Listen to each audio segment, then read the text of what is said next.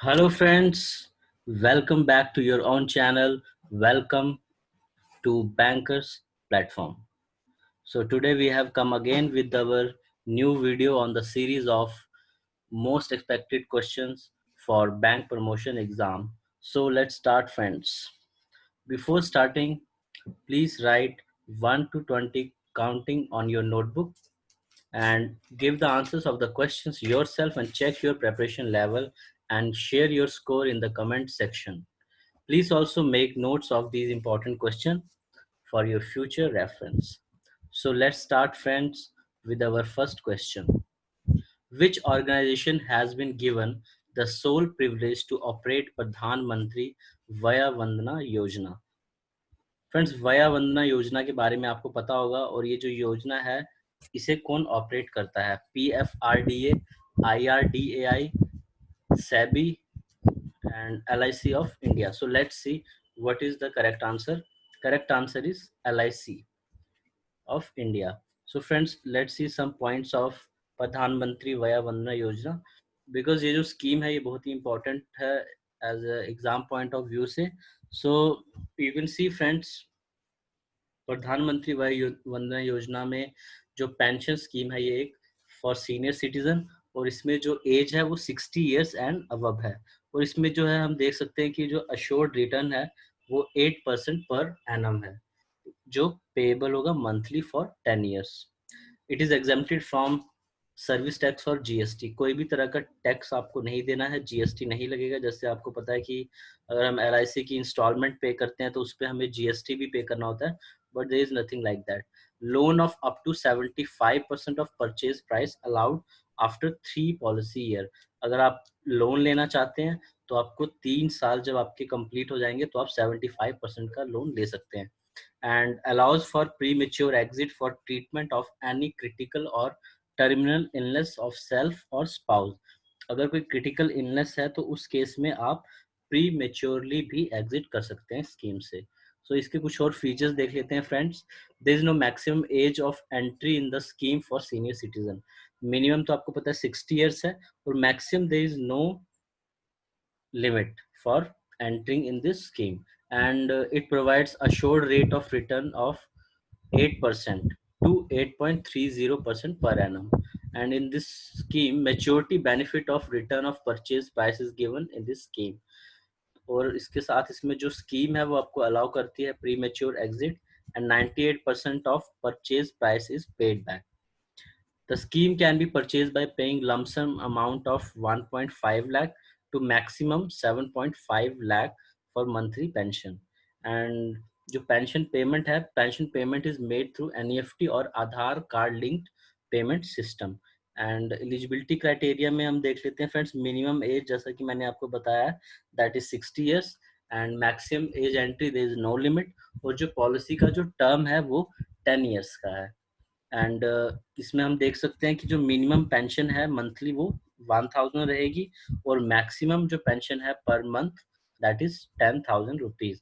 और अगर क्वेश्चन आपको क्वार्टरली में पूछा गया है तो quarterly you can C 3,000 rupees quarterly minimum pension and maximum is 30,000. And half yearly में वो 6,000 हो जाएगा monthly. Sorry, minimum pension half yearly में 6,000 है और मैक्सिमम पेंशन हाफ ईयरली में 60,000 है. एंड ईयरली में अगर आप देखते हैं तो 12,000 जो है ईयरली मिनिमम पेंशन है और maximum 1.2 lakh means 1,20,000. Okay, let's move to question number 2. Which of the following is not the considered in priority sector category for lending by banks? ये जो हमारे पास लिस्ट है, जो हमारे ऑप्शंस हैं, इनमें से कौन सा ऐसा सेक्टर है जो जिसमें जो लैंडिंग करेगा बैंक वो प्रायोरिटी सेक्टर में काउंट नहीं होगा? और options are education, housing, roadways, micro small and medium enterprises, export credit. So let's see friends, what is the correct answer? Correct answer is roadways.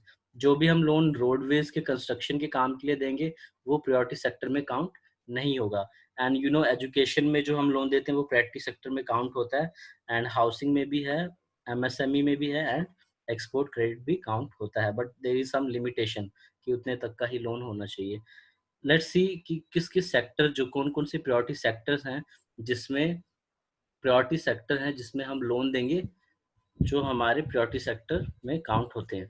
And these are first agriculture, micro small and medium enterprises, export credit, education, housing, social infrastructure, renewable energy and others. Others में हमारे weaker section आ जाते हैं and manual scavengers, इस type के loans जो होते हैं वो अदर्स में आते हैं। So let's move to question number 3. What is the maturity period for senior citizen saving scheme? जो सीनियर सिटीजन सेविंग स्कीम है उसमें मैक्सिमम जो है मेच्योरिटी पीरियड क्या है, नॉट मैक्सिमम की मेच्योरिटी पीरियड क्या है। अवर options are 3 years, 5 years, 2 years, 7 years, 4 years. So let's see what is the correct answer. Correct answer is 5 year. Friends इसमें सीनियर सिटीजन स्कीम में हम एक बार देख लेते हैं व्हाट इज द एलिजिबिलिटी।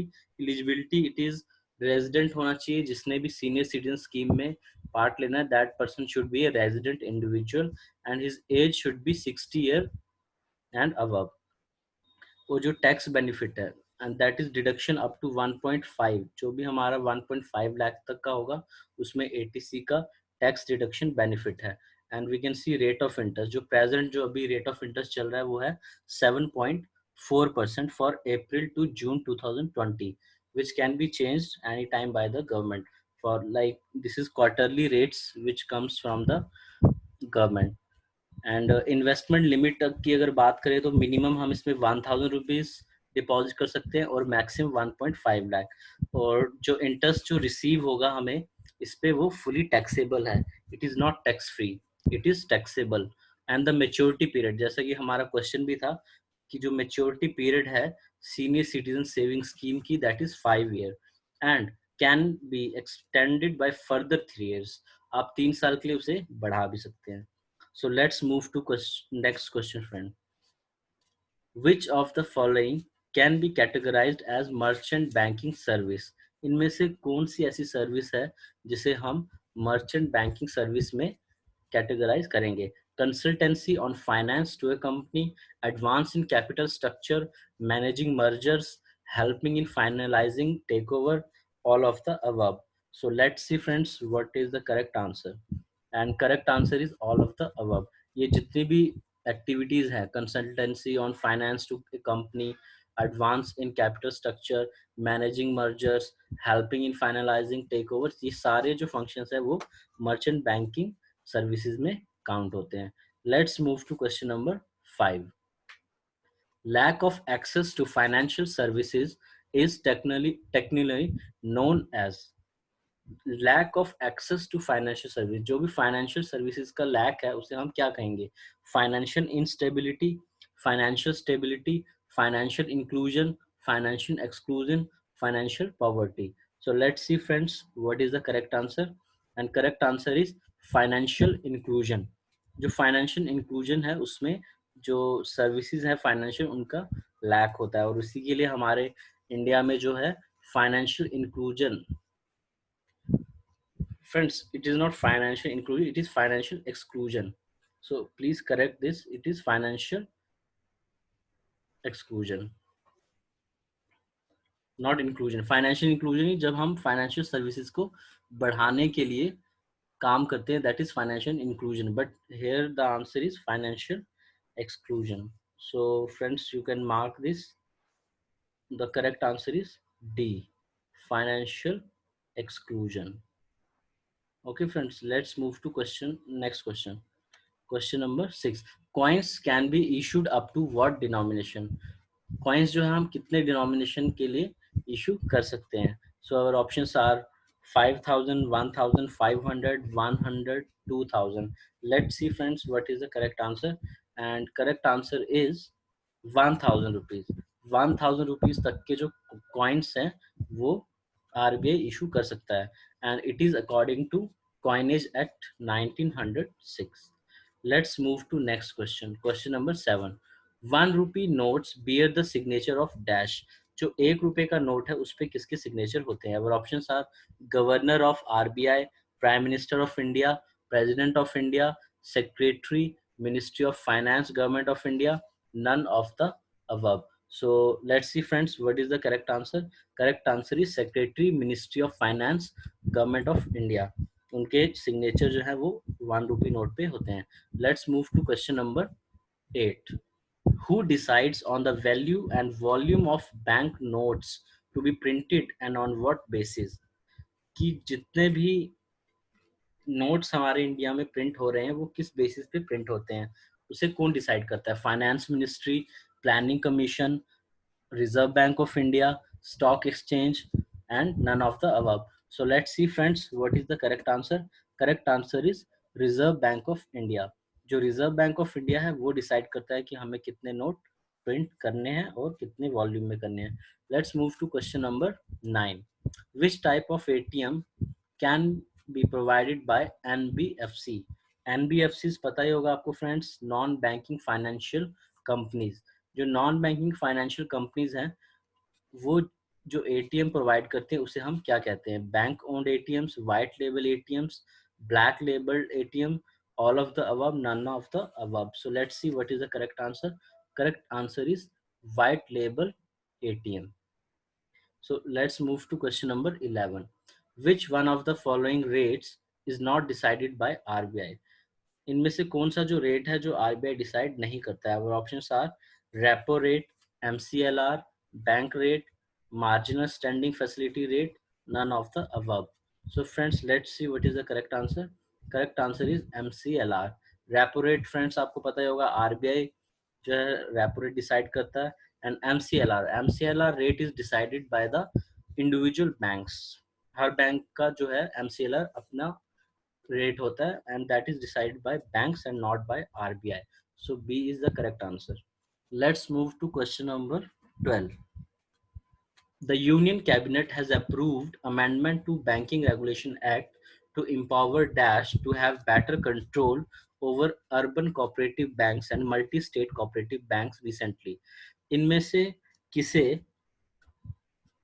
जो यूनियन कैबिनेट है उसने पावर्स दी हैं ताकि वो और अच्छी तरह कोऑपरेटिव बैंक्स को रेगुलेट कर सके? और options are NABARD, IRDAI, RBI, SEBI, finance ministry. So let's see what is the correct answer. And correct answer is RBI, Reserve Bank of India. And next, let's move to next question. Question number 13. The Reserve Bank of India has been given the responsibility of conducting monetary policy as mandated under which act? जैसे कि friends आपको पता होगा monetary policy जो है वो RBI decide करता है, कितना रेपो रेट होगा, कितना रिवर्स रेपो रेट होगा. So this monetary policy according to which act RBI is able to do this? So our options are Financial Stability Act 2010, Monetary Policy Act 2016, Reserve Bank of India Act 1934, Banking Regulation Act 1949, Foreign Exchange Management Act 1999. So let's see what is the correct answer. And correct answer is Reserve Bank of India Act 1934.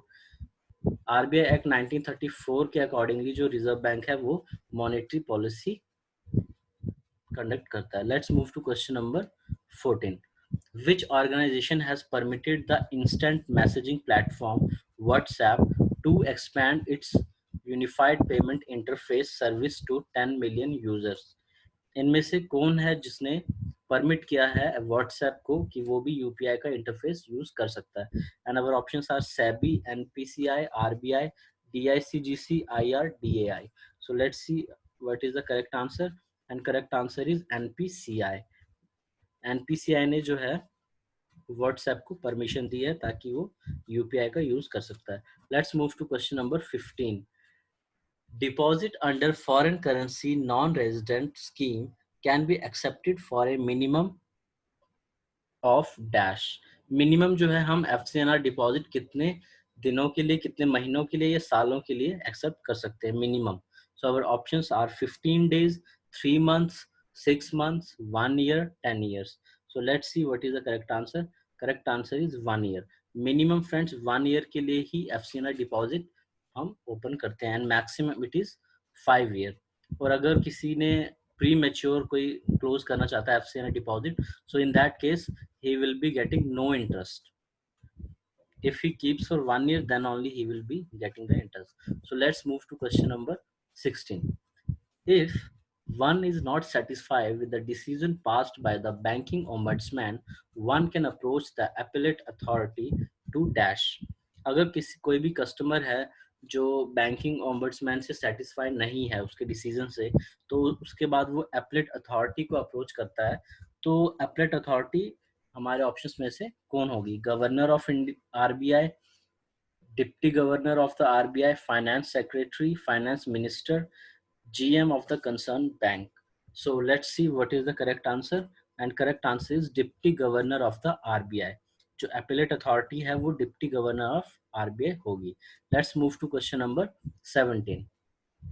Dash is a situation in which the inflation rate is high, the economic growth rate slows, and unemployment remains steadily high. इनमें से कौन सा जिस ऐसी situation है जिसमें inflation high है और इकोनॉमिक ग्रोथ रेट स्लो है एंड अनएम्प्लॉयमेंट जो है वो स्टेडी है? So our options are inflation, deflation, stagflation, all of the above and none of the above. So our correct answer is stagflation. So correct answer is stagflation. Let's move to question number 18. National Housing Bank, a wholly owned subsidiary of Dash. जो NHB है वो किसकी subsidiary है? Our options are RBI, Government of India, IRDAI, State Government, or SEBI. So let's see what is the correct answer. Correct answer is Government of India. Friends, जो NHB है वो पहले RBI की subsidiary थी, but recently it is taken over by Government of India. Let's move to question number 19. Under Insolvency and Bankruptcy Code 2016, insolvency resolution professional is required to place the resolution plan before creditors within how many days? Means कि कितने दिनों तक, कितने दिनों के अंदर जो professionals हैं, रेजोल्यूशन प्रोफेशनल हैं, उन्हें रेजोल्यूशन प्लान क्रेडिटर्स के सामने रखना होगा. और options are 14 days, 90 days, 80 180 days, 270 days. So let's see what is the correct answer. Correct answer is 180 days. 180 दिनों में उन्हें अपना जो रेजोल्यूशन प्लान है वो क्रेडिटर्स के सामने प्रेजेंट करना है. Let's move to last question of the day, question number 20. Under Insolvency and Bankruptcy Code 2016, National Company Law Tribunal can decide admission of a case within a period of dash. कितने दिनों में जो NCLT है उसे decide करना है कि उसे ये केस एक्सेप्ट करना है या रिजेक्ट करना है. और options are 14 days, 90 days, 180 days, 270 days. So let's see friends what is the correct answer. Correct answer is 14 days. 14 दिनों में जो NCLT है उसे डिसाइड करना है whether they have to accept the proposal or reject. So friends, ये हमारा 20 questions का सेट था and these questions are very important and it is very expected questions for the coming bank promotion exam. So I hope friends कि आपको ये questions अच्छे लगे होंगे and thank you friends. Thanks for watching. Please like our video and share this video with your friends and colleagues and also subscribe to our channel if you have not subscribed so that जो भी हमारे new videos आएंगे उसका आपको notification मिल सके. Okay friends, thank you. Have a nice day.